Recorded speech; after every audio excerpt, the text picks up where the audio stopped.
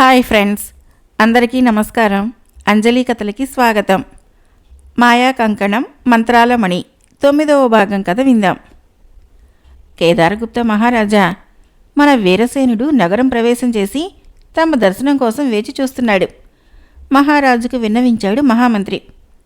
ఇంకా ఆలస్యం దేనికి, వెంటనే ప్రవేశపెట్టండి. అంగరక్షక దళాధిపతిగా మమ్మల్ని ఎన్నోసార్లు అత్యంత ప్రమాద పరిస్థితుల్లో కూడా రక్షించాడు. అతనిని చూడవలనని మనసు ఉవ్విళ్ళూరుతోంది. అతని విషయంలో మేము చేసిన తప్పుకు క్షమాపణ కోరుకుంటే గాని మనసు స్థిమితమవ్వదు, ఆనందంగా అన్నాడు కేదారుడు. ప్రభువులకు ప్రణామములు నమస్కరిస్తూ అన్నాడు వీరసేనుడు. రాజోద్యోగులతో సమావేశంలో ఉండి కూడా సింహాసనం మీద నుంచి దిగివచ్చి ఆనంద బాష్పాలతో ఆప్యాయంగా ఆలింగనం చేసుకున్నాడు కేదారుడు. మహామంత్రి, వెంటనే యువరాణిని మహారాణిని ఈ సభామందిరానికి రమ్మని వర్తమానం పంపించండి. సభ సాక్షిగా మేము మాట్లాడవలసిన విషయాలు కొన్ని ఉన్నాయి. మహారాణితో పాటు యువరాణి దీపమాల కూడా సభామందిరంలోనికి వచ్చింది. దీపమాల కుందనపు బొమ్మ. అంతేకాకుండా అనుక్షణము ప్రజాశ్రేయస్సును కోరే మంచి మనసు కల యువతి. వీరసేనుడి వంటి వీరుల విషయంలో మేము చేసిన అపరాధము క్షమించరానిది. వీరిని విడిపించుకున్నటకు నేను కానీ, తన వారిని విడిపించుకున్నటకు ప్రసేనగుప్తుడు కానీ ప్రయత్నించలేదు. మా వలన వీరు ఎన్నో సంవత్సరాలు అష్టకష్టాలు పడ్డారు. నా తప్పుకు ప్రాయశ్చిత్తంగా నీకు వీరసేనుడు కుమారుడైన చంద్రుడికి వివాహం చేయాలని నిశ్చయించినాం. నీకు ఎటువంటి అభ్యంతరమూ లేదనుకుంటాను. దీపమాల తల నిమురుతూ అన్నాడు కేదారుడు. మీ అభీష్టాన్ని ఏ రోజు కాదనలేదు కదా నాన్నగారు, సిగ్గుతో తలదించుకుంది దీపమాల.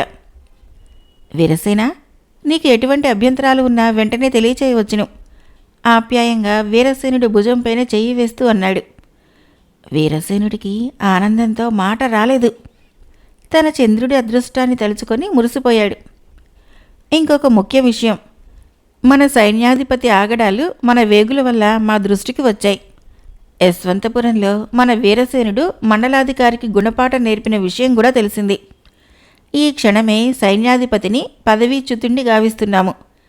అతడికి తగిన శిక్ష కూడా విచారణ అనంతరము విధించబడుతుంది, సభాముఖంగా తెలిపాడు కేదారుడు. యువరాణి, ఆడుతూ పాడుతూ ఉండే తమరిలో ఈ మధ్య చలాకితనం కొంచెం తగ్గినట్లు అనిపిస్తోంది. కారణమేమిటో తెలుసుకోవచ్చునా? స్వర్ణమంజరి వైపు ప్రేమగా చూస్తూ అన్నాడు ప్రసేనగుప్తుడు. మన రాజ్యంలోని యువతుల అదృశ్యానికి కారణం తెలుసుకోగోరుతూ వెళ్ళిన చంద్ర ముకుందులిద్దరినీ తలుచుకుంటుంటే నా మనసు కలత చెందుతుంది. వారికి ఎటువంటి ప్రమాదం కలుగుతుందోనని చింతగా ఉంది. తండ్రి హృదయం పైన తల ఆనిస్తూ ఆవేదనగా అన్నది. సాధారణ యువకులు ఎవరూ మూర్ఖంగా దుష్టశక్తులను ఎదిరించడానికి ప్రయత్నించరు. వారి శక్తి మీద వారికి విశ్వాసం అధికం. ఆందోళన చెందవలసిన అవసరం లేదు, సాలోచనగా అన్నాడు ప్రసేనుడు. ప్రభు, ఇప్పుడే చెన్నాపురం ప్రతినిధి నుంచి వర్తమానం అందింది. అపహరించబడిన యువతులందరూ క్షేమంగా వారి స్వస్థలాలకు చేరుకున్నారట. ఎవరో 2 యువకుల సాహసంతో వారు బంధ విముక్తులయ్యారట. సంతోషంతో లోపలికి వచ్చి శుభవార్త చెప్పాడు మహామంత్రి. తండ్రిగారు, మీరు నిజంగా గొప్పవారు.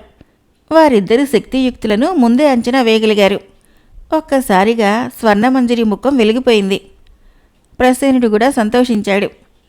మరి ఒకసారి వారిని కలవాలని ఉంది మహామంత్రి. వారిని నా తృప్తి మేర సత్కరించాలని ఉంది. ఈ రాజ్యానికి వారు చేసిన మేలు సువర్ణాక్షరాలతో లిఖించదగ్గది.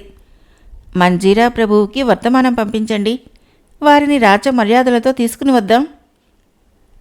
చంద్ర ముకుందులిద్దరూ అదృశ్యం కావటము, అదే ప్రదేశంలో చండిక ప్రత్యక్షం కావటము 2 క్షణాల తేడాలో జరిగింది. చాలా అసహనంతో గుహ అంతా కలియదిరిగింది.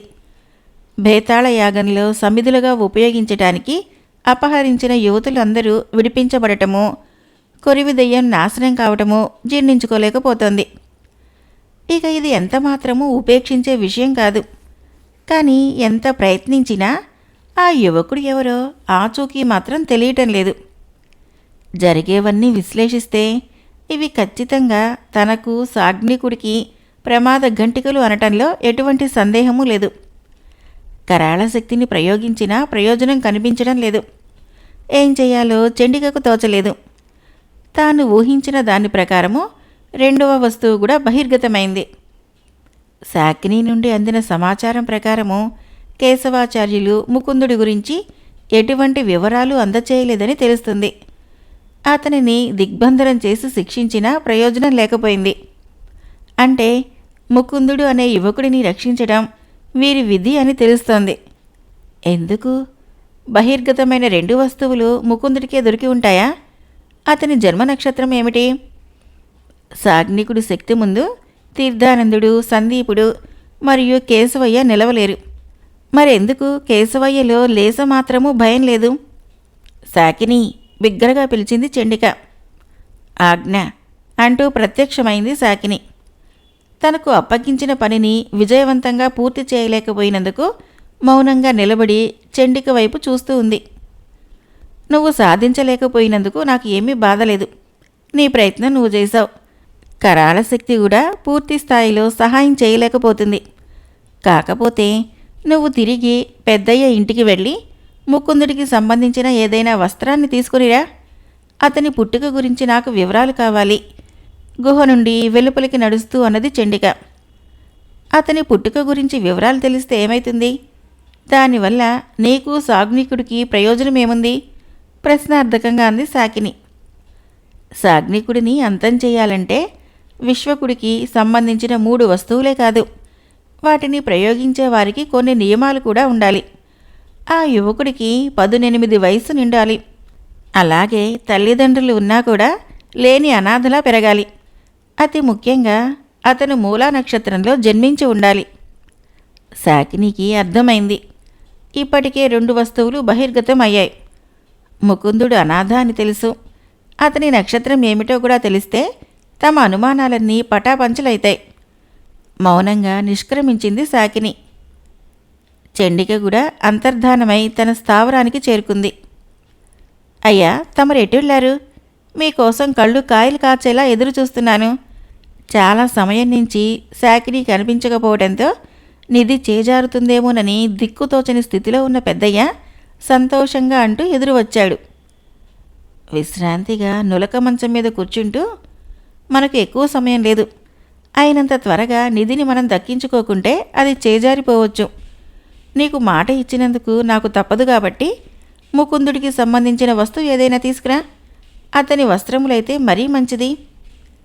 వెంటనే ఇంటి లోపలికి పరిగెత్తి ముకుందుడికి సంబంధించిన ఒక పాత పెట్టెను తీసుకుని వచ్చాడు. హడావుడిగా పెట్టెను తెరిచి ముకుందుడి అంగీని శాకినికి ఇచ్చాడు. ఆత్రంగా అంగీని అందుకొని ఒక్కసారిగా మంచం మీద నుంచి లేచింది శాకిని. నేను వచ్చిన కార్యం ముగిసింది. నీకిచ్చిన మాట తప్పటం సమంజసం కాదు. ఏదో ఒక నిధిని సంపాదించి నీకు ఇవ్వటం నాకు పెద్ద కష్టం కాకపోయినా తగినంత సమయం లేకపోవటం వలన ఈ సొత్తును నీకిస్తున్నాను, సంతోషించు అంటూ ఒకదాని వెంట ఒకటిగా 4 బంగారు నాణేల మూటలని అతని ముందు పడేసింది శాకిని. అలా అంటే కుదరదు. నాకు నిధి కావాలి. మంత్రకాటుకతో చూసిన నిధిలో నువ్వు ఇచ్చిన ఈ మూటలు 1 వంతు కూడా ఉండవు. ఎక్కడ అంతులేని సంపద దక్కకుండా పోతుందోనని గాబరా పడుతూ అన్నాడు పెద్దయ్య. చూడు, నీ జన్మలో ఇంత ధనం చూడగలననుకున్నావా? అకస్మాత్తుగా నీకు లభించిన ఈ నాణేలు నీ తర్వాత 4 తరాలు ఐశ్వర్యంతో తులతూగవచ్చు. దురాశతో కాళ్ల ముందుకు వచ్చిన అదృష్టాన్ని కాలదన్నుకోవద్దు, శాంతంగానే అన్నది శాకిని. నువ్వు మోసగాడివి. ఆ నిధిని నువ్వు ఒక్కడివే చేజిక్కించుకోవాలని నీ పన్నాగం. నీ ఆటలు నా దగ్గర సాగవు. నా నిధి నాకు ఇవ్వాల్సిందే. లేకపోతే మా ముకుందుడి అంగీని నాకు తిరిగి ఇచ్చేయి. ఏం మాట్లాడుతున్నాడో అతనికి అర్థం కాకుండా అన్నాడు.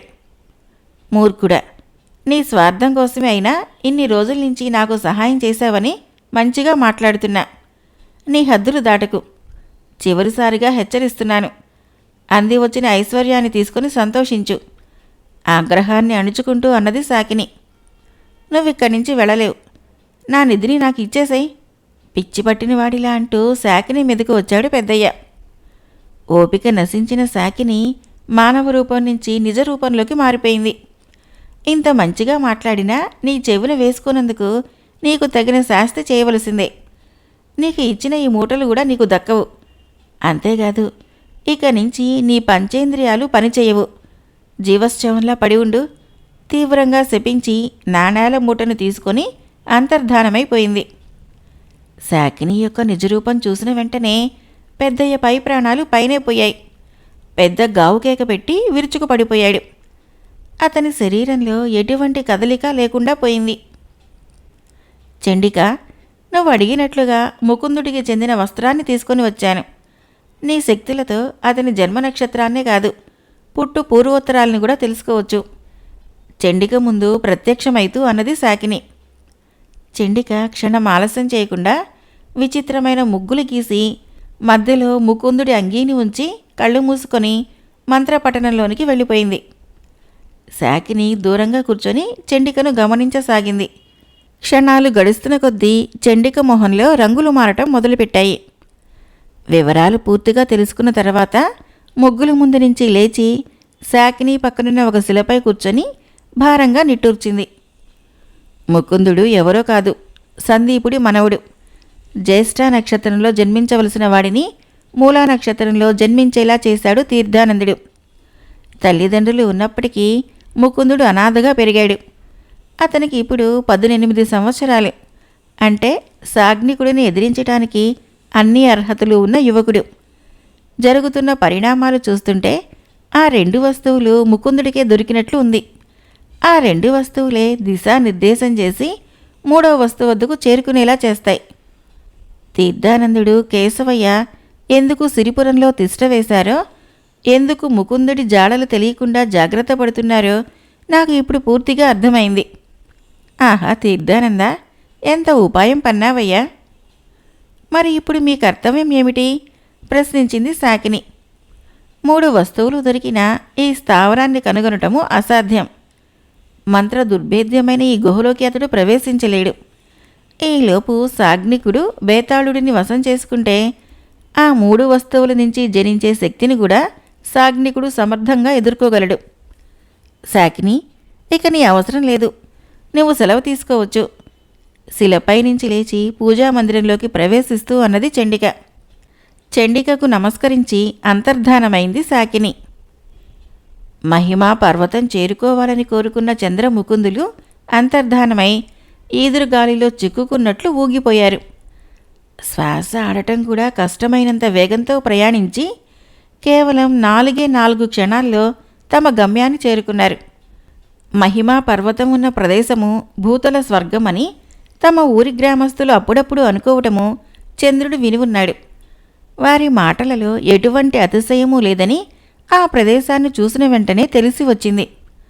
కొంత దూరంలో స్వచ్ఛమైన నీటితో పారుతున్న సెలయేటి పక్కన సువాసనలు వెదజల్లే చక్కని పూల మొక్కల మధ్య అందంగా నిర్మించిన ఆశ్రమం కనిపించింది. ఎటువంటి సంకోచమూ లేకుండా 2 మిత్రులు ఆశ్రమం వైపుకు నడిచారు. అంతలో ఒక నవయువకుడు వడివడిగా అడుగులు వేస్తూ తమ వైపుకు వస్తూ కనిపించాడు. ప్రణామములు. తమరి కోసమే మా గురుదేవులు, వారి గురుదేవులు 2 ఎదురుచూస్తున్నారు.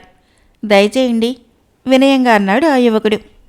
మేము కూడా మీలాంటి యువకులమే కనుక మాకు అతి మర్యాద చేయవలసిన అవసరం లేదు. నీ పేరు తెలుసుకోవచ్చునా? కోరగా చూస్తూ అడిగాడు చంద్రుడు. శ్రేయోభిలాష్లోని చెప్పినప్పటికీ నారాయణపురంలో ఇంటి నుంచి బయటకు వచ్చినప్పటి నుంచి అనుక్షణము దుష్టశక్తులతో తలపట్లు పట్టడం వలన ఎటూ నిర్ధారించుకోలేకపోతున్నాడు చంద్రుడు. నన్ను విపులుడు అంటారు. మహాజ్ఞాని సందీపుల వారి శిష్యుడను. గంతులు వేస్తూ తన వద్దకు వచ్చిన జింకపిల్లను ఎత్తుకొని ఆప్యాయంగా హత్తుకుంటూ అదే వినయంతో అన్నాడు విపులుడు. మిత్రమా, నీకేమీ సందేహం రావటం లేదా? లోగొంతుతో అడిగాడు చంద్రుడు. తల అడ్డంగా ఊపాడు ముకుందుడు. ఇక్కడికి వచ్చినప్పటి నుంచి ఏదో తెలియని ప్రశాంతత, ఒక పవిత్రమైన భావన, నాకు బాగా కావలసిన వారిని కలుసుకోబోతున్నాననే ఉత్సాహంతో నా మనసు నిండిపోయింది. ఏదో తెలియని వెలుగు అతని ముఖంలో ప్రతిబింబిస్తుండగా అన్నాడు ముకుందుడు. ముగ్గురు ఆశ్రమ ఆవరణలోకి ప్రవేశించిన తరువాత వెలుపల ఉన్న మట్టి పాత్రలోని నీటిని కరచరణాలు శుభ్రపరుచుకోవటానికి స్వయంగా అందించాడు విపులుడు. 2 లోనికి తీసుకుని వెళ్ళి ఉచితాసనం చూపించాడు. లోపల ఉన్న పూజగదిలో నుంచి భైరవీ మాత మంత్రము స్పష్టంగా వినిపిస్తోంది. లోపలికి వెళ్ళి అతి మధురమైన ఫలాలని, గోరువెచ్చటి క్షీరాన్ని మట్టి పాత్రలో పోసి వారి ముందు ఉంచుతూ, గురుదేవులు పూజలో ఉన్నారు, వారు వచ్చేలోపు మీరు ఆకలి తీర్చుకోవచ్చును అన్నాడు విపులుడు. మొహమాట పడకుండా ఆకలి తీర్చుకొని రుచికరమైన గోక్షీరాన్ని త్రాగి తృప్తిగా నిట్టూర్చారు మిత్రులిద్దరూ. అదే సమయంలో మంగళహారతి ముగియటంతో బయటకు వచ్చిన ఇద్దరు వృద్ధులు ముకుందుడిని చూసి చిరునవ్వుతో హారతిని వారి ముందు ఉంచారు. ఇద్దరూ భక్తి శ్రద్ధలతో హారతిని కళ్ళకద్దుకున్నారు. మహానుభావ, తమరు మా సిరిపురంలో ఉన్న నాగసాధువే కదా? తీర్థానందుల వారిని చూసి ఆశ్చర్యచకితుడైతూ అన్నాడు ముకుందుడు. చిరునవ్వుతో తల పంకించి, ఇద్దరూ ప్రశాంతంగా ఆసీనులు కండి అన్నారు తీర్థానందుల వారు. చంద్రుడు మాత్రము సందీపుడిని చూస్తూ స్టానువులా నిలుచుండిపోయాడు. కారణము, ముకుందుడి ముఖంలో ఆయన పోలికలు స్పష్టంగా కనిపిస్తున్నాయి. అయ్యా, తమరెవరు? మిమ్మల్ని చూస్తుంటే మా ముకుందుడిని చూస్తున్నట్లే ఉంది. అలాగే నిలుచునే సందీపుడితో అన్నాడు చంద్రుడు. అప్పుడు గమనించాడు ముకుందుడు. నిజమే, చంద్రుడు చెప్పింది అక్షరాల నిజం. తాను కూడా వృద్ధుడైతే ఆయనలాగే కనిపిస్తాడనటంలో సందేహం లేదు. సందీప, ముకుందుడికి అన్ని విషయాలు తెలపవలసిన సమయం ఆసన్నమైంది అంటూ ముకుందుడి వైపుకు తిరిగి, ముకుంద, ఈయన మీ తాతగారు సందీపుడు, మీ తల్లి మధురమ యొక్క తండ్రి గారు. మీ తండ్రి నామధేయము మనోహరుడు. నీవు ఎవరో కాదు, కోసల మహాసామ్రాజ్యానికి కాబోయే చక్రవర్తివి. గుండాగినంత పనయ్యి అయోమయంగా చూశాడు ముకుందుడు. అతనికి నోట మాట రావటం లేదు. కళ నిజమా అనే మీమాంసలో కొట్టుమిట్టాడుతున్నాడు. పసి ప్రాయం నుంచి అనాథ అనే మాట విని విని మానసికంగా కృంగిపోయాడు. తల్లి ప్రేమ ఎలా ఉంటుందో, తండ్రి సంరక్షణ ఎలా ఉంటుందో కనీసం అతని ఊహకు కూడా అందేది కాదు. అలాంటిది ఒక్కసారిగా తాను అనాథ కాదు అని తెలియటమో, స్వయాన తన తాతగారు తన కనుల ముందు ఉండటమో నమ్మలేకపోతున్నాడు. తాను కోసల సామ్రాజ్యానికి యువరాజా? ఒళ్ళంతా చెమటలు పడుతూ ఉండగా స్పృహ తప్పి ఒక్కసారిగా కుప్పకూలిపోయాడు ముకుందుడు. అటు చంద్రుడి పరిస్థితి కూడా అలాగే ఉంది. తన ప్రాణమిత్రుడు అనాథ కాదా? పైపెచ్చు కాబోయే చక్రవర్తి. సంతోషంతో ఏమి మాట్లాడాలో అర్థం కాక వృద్ధులను అలాగే చూస్తూ నిలబడ్డాడు. ముకుందుడు స్పృహ తప్పిన విషయం కూడా అతనికి తలకెక్కలేదు. ముకుందుడిని విపులుడి సహాయంతో పక్కనున్న శయ్య మీదకు చేర్చి సపర్యలు చేయటం మొదలుపెట్టారు. మెల్లగా కళ్ళు తెరిచాడు ముకుందుడు. చంద్రుడు కూడా తేరుకొని ముకుందుడి పక్కన కూర్చొని, ఎలా ఉంది మిత్రమా ఆప్యాయంగా అడిగాడు. చంద్ర, ఇది కల కాదు గదా? ఇంకా సంశయంలోనే ఉన్నాడు ముకుందుడు. వారిద్దరి స్నేహాన్ని చూసి మిగిలిన ముగ్గురు ఆశ్చర్యపోయారు. కన్నీరు ఉబికి వస్తుండగా ఒక్కసారిగా లేచి సందీపుడు కాళ్ళ మీద పడ్డాడు. అతన్ని లేవనెత్తి హృదయానికి హత్తుకున్నాడు సందీపుడు. ఆప్యాయంగా ముకుందుడి తల నిమిరి, నాయనా, మరొక శుభవార్త ఏంటంటే నీ తల్లిదండ్రులు బ్రతికే ఉన్నారు. వారిని విడిపించడము ఇప్పుడు నీ జీవిత పరమార్థము. ఎక్కడ ఉన్నారు తాతగారు? నాకు జన్మనిచ్చిన ఆ పుణ్యమూర్తులని ఈ క్షణమే చూడాలి గద్గద కంఠంతో అన్నాడు ముకుందుడు. అయ్యా, దయచేసి నా స్నేహితుడిని మరింత అయోమయానికి గురిచేసి మానసిక ఒత్తిడి పెంచకండి. పూర్తి వివరాలని ఆలసించక తెలియచేయండి. అలాగే ఇప్పుడు మేం చేయవలసిన కార్యమేమిటో కూడా దిశానిర్దేశం చేయండి ప్రార్థనాపూర్వకంగా అన్నాడు చంద్రుడు. మెచ్చుకోలుగా చంద్రుడి వైపు చూసి తమ చరిత్ర చెప్పడం మొదలుపెట్టాడు సందీపుడు. అది జరిగింది. మీ తల్లిదండ్రులను బంధించడమే కాదు, ఈ ప్రపంచాన్ని తన పాదాక్రాంతం చేసుకునే నీచస్థాయికి సాగ్నికుడు దిగజారాడు. సాగ్నికుడి పీచమణిచి నీ తల్లిదండ్రుల్ని విడిపించాలంటే నీకు మూడవదైన కుండలాలు అవసరమో ముగించాడు తీర్థానందులవారు. నాకు ఆ కుండలాలు ఎక్కడ దొరుకుతాయి అమాయకంగా ప్రశ్నించాడు ముకుందుడు. వృద్ధులిద్దరూ ఒకరి ముఖం ఒకరు చూసుకొని నవ్వుకున్నారు. ఇంత సాధించిన వాడివి, నీకు మేం చెప్పాలా? నువ్వే ఆలోచించు వినోదంగా చూస్తూ అన్నారు తీర్థానందులవారు. మిత్రమా, మన మణికంకణం సహాయంతో కుండలాల్ని పొందగలిగితే సలహా ఇచ్చాడు చంద్రుడు. అవును, ఇక నుంచి నువ్వు వేసే ప్రతి అడుగు ప్రజాశ్రేయస్సు కొరకే. అందుకని నువ్వు నీ కరీమణిని, మణికంకణాన్ని నిర్మోహమాటంగా ఉపయోగించవచ్చు. కానీ ఒక విషయం గుర్తుంచుకో, మణికంకణము నీకు కుండలాల్ని ఇవ్వలేదు, కానీ మార్గాన్ని సూచించగలదు. సాయంకాలం వరకు విశ్రాంతి తీసుకుని బయలుదేరే ముందు తాను పుట్టినప్పటి నుంచి అనుక్షణం కాపాడుతూ తన చేత ఈ మహాకార్యాన్ని జరిపించుటకు కావలసిన అన్ని ఏర్పాట్లు చేసి తమ జీవితాన్నే త్యాగం చేసిన ఆ వృద్ధులిద్దరికీ పాదాభివందనం చేసి ఆశీర్వాదం తీసుకున్నారు మిత్రులిద్దరూ.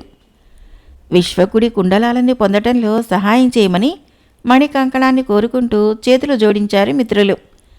వెంటనే ఇద్దరూ మాయమయ్యి మంజీరా రాజ్య రాజధాని విరుబానగరంలోని బ్రాహ్మణ వీధిలో ఒక చిన్న పాతకాలపు ఇంటి ముందు ప్రత్యక్షమయ్యారు. యజ్ఞయాగాది కార్యక్రమాలని, శుభాశుభ కార్యక్రమాలని జీవనోపాధిగా చేసుకున్న వారితోనూ, వేద పాఠశాలను నిర్వహిస్తూ పొట్టపోసుకునే పండితులతోనూ, శ్రోత్రియ బ్రాహ్మణులతోనూ నిండి ఉంటుంది విరుబానగరంలోని బ్రాహ్మణ వీధి. రాజప్రాపకం పొంది వైభోగంగా జీవించు వారితో పాటు ఒక్క పూట తిండికి కూడా గతిలేని అతి పేద బ్రాహ్మణులు కూడా నివాసం ఉంటారు అక్కడ. శివశర్మ దిగాలుగా ఇంటి బయట అరుగు మీద కూర్చున్నాడు. కడు పేదవాడు, 4 సంతానం. వారిలో పెళ్లికి దిగిన 2 కుమార్తెలు. సరస్వతీ కటాక్షం ఉన్నప్పటికీ లక్ష్మీ కటాక్షం లేకపోవటం వలన, లౌకిక జ్ఞానం లేకపోవటం వల్ల, అంతేకాకుండా అతి మంచితనం వల్ల కుటుంబ పోషణకు అవసరమైన ధనాన్ని కూడా శివశర్మ సంపాదించలేకపోవటంతో పిల్లలకి కడుపు నిండా భోజనం కూడా పెట్టలేని పరిస్థితుల్లో ఉన్నాడు. తనక వయసు అయిపోతుంది. కుమార్తెలు వివాహం చేయాలి. పురుష సంతానం 2 ఇంకా విద్యాభ్యాసంలోనే ఉన్నారు. వారికి సరి అయిన విద్యాభ్యాసం అందించలేకపోతున్నాడు. విద్యాభ్యాసం సరే, కనీసం మంచి దుస్తులు కూడా ఇవ్వలేని పరిస్థితుల్లో ఉన్నాడు. తాము ఎన్ని కష్టాలలో ఉన్నప్పటికీ దైవ కార్యక్రమాలకి మాత్రము ఎటువంటి లోపము జరగకుండా చూసుకుంటారు ఆ కుటుంబంలోని అందరూ. నాన్నగారు, కుబేర శ్రేష్ఠి కబురు పంపించారట, మిమ్మల్ని వచ్చి కలుసుకోమంటున్నారు. చిరునవ్వుతో వినయంగా అన్నాడు శివశర్మ చిన్న కుమారుడు. వాడిని చూడగానే హృదయం కలుక్కుమంది శివశర్మకు. పాపం, వాడు తృప్తిగా భోజనం చేసి ఎన్ని రోజులైందో. అయినా కానీ ఎటువంటి బాధ తన పిల్లల ప్రవర్తనలో కనిపించదు. తన మీద ఎటువంటి అగౌరవభావం కూడా కనిపించదు. తన వంటి అసమర్థుడి కడుపున పుట్టడం వారి దురదృష్టం. బాధగా నిట్టూరుస్తూ అరుగు మీద నుంచి లేచాడు శివశర్మ. మెల్లగా అడుగులు వేస్తూ కుబేర శ్రేష్ఠి ఇంటి వైపుకు అడుగులు వేశాడు. కుబేర శ్రేష్ఠిని తలుచుకోగానే విరక్తిగా నవ్వుకున్నాడు శివశర్మ. ఒకప్పుడు తన తాతగారి దగ్గర ఈ కుబేర శ్రేష్ఠి తండ్రి ఊడిగం చేసేవాడు. అడ్డు అదుపు లేని దానధర్మాల వల్ల, బంధుమిత్రుల నమ్మక ద్రోహం వలన ఈరోజు తమవి కూటికి గతిలేని జీవితాలయ్యాయి. తమ పూర్వ వైభవాన్ని తలుచుకొని శివశర్మ ఎన్నడూ బాధపడలేదు. తమకు నమ్మక ద్రోహం చేసిన వారిని భగవంతుడు శిక్షించాలని కూడా ఏనాడు కోరుకోలేదు. ఆలోచనలతోనే కుబేర శ్రేష్ఠి ఇంటికి చేరుకున్నాడు.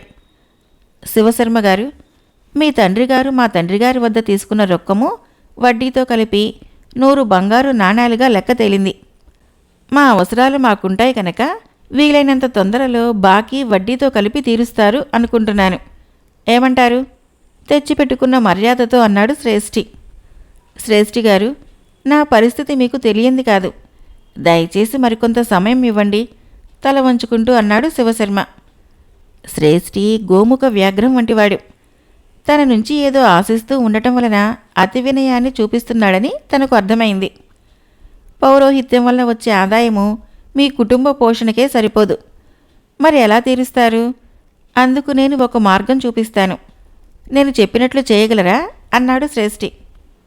చెప్పండి. అతని కపటబుద్ధి తెలియటం వలన నిర్వేదంగా అన్నాడు శివశర్మ. ఏమీ లేదు. అన్యదా భావించక మీ ఇంటికి సంబంధించిన అన్ని పత్రాలని నా స్వాధీనం చేయండి. కేవలం లిఖితపూర్వకంగా ఉంటే మంచిది అన్న ఆలోచన తప్ప మరి ఒకటి కాదు. మీరు ఎల్లప్పుడూ సుఖంగా ఉండాలని కోరుకునే వాళ్ళలో నేను మొదటివాడిని కావున నేను చెప్పినట్లు చేస్తే మీ ఇంటిని బాకీ క్రింద జమ వేసుకుంటాను. మీరు అదే ఇంట్లో నిరభ్యంతరంగా ఉండొచ్చు. మీకు ఏదైనా అనుకోని ధనలాభం వచ్చినప్పుడు మీ ఇంటిని తిరిగి మీకే ఇచ్చేస్తాను. ఏమంటారు? ఎలాగైనా శివశర్మ ఇంటిని చేజెక్కించుకోవాలని ఉపాయంతో అన్నాడు శ్రేష్ఠి. ఒకసారి తన ఇంటిని స్వాధీనం చేస్తే తర్వాత శ్రేష్ఠి అనుచరులు చేసే దౌర్జన్యాలను తలుచుకునేసరికి ముచ్చెమటలు పట్టాయి. అయ్యా, నా పిల్లలకు ఉన్న దిక్కు ఆస్తి అంటే వారసత్వంగా వచ్చి నా ఇల్లు ఒకటే. దానిని స్వాధీనం చేసుకునే ఆలోచన దయచేసి చేయవద్దు.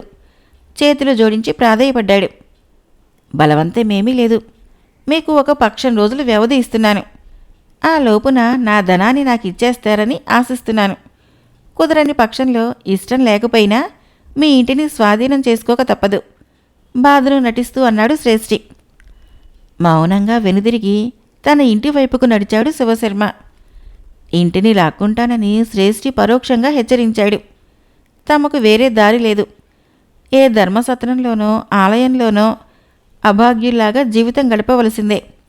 మనసు బాధతో వికలమైతూ ఉండగా ఇంటికి చేరి అరుగు మీద కూర్చున్నాడు. మాయా కంకణం మంత్రాలమణి 9వ భాగం సమాప్తం. ఫ్రెండ్స్, నా కథలు నచ్చినట్లయితే మన ఛానల్ని తప్పకుండా సబ్స్క్రైబ్ చేయండి, లైక్ చేయండి, షేర్ చేయండి, కామెంట్ చేయండి. Thank you.